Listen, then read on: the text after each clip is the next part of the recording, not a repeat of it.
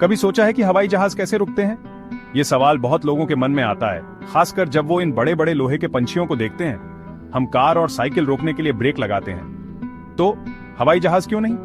आपको जानकर हैरानी होगी कि हवाई जहाज हवा में उड़ते समय रुकने के लिए ब्रेक का इस्तेमाल नहीं करते। ये बात पहली बार में अजीब लग सकती है। आखिरकार ब्रेक किसी भी चलती गाड़ी को रोकने के लिए जरूरी होते हैं।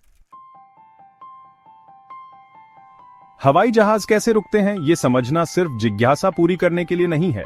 ये उस कमाल की इंजीनियरिंग को समझने के लिए है जिससे ये भारी भरकम मशीनें उड़ान भरती हैं और सुरक्षित जमीन पर उतरती हैं। जैसे हम सड़क पर सुरक्षा के लिए ट्रैफिक नियम सीखते हैं, वैसे ही हवाई जहाज के बारे में सीखना हमें उड़ान के जादू को समझने में मदद करता है।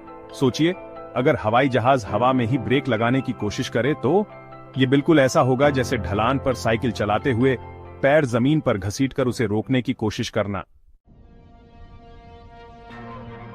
हवाई जहाज आगे बढ़ने के लिए डिजाइन किए जाते हैं। उनके इंजन एक जबरदस्त ताकत पैदा करते हैं जिसे थ्रस्ट कहते हैं, और ये उन्हें हवा में आगे धकेलता है। ये आगे बढ़ने का काम लिफ्ट पैदा करने के लिए बहुत जरूरी है, जो हवाई जहाज को हवा में रखता है।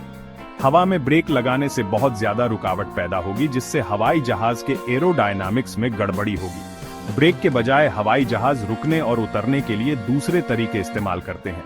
ये तरीके एरोडायनामिक्स के सिद्धांतों के साथ काम करते हैं और हवाई जहाज को आराम से और नियंत्रित तरीके से नीचे लाते हैं।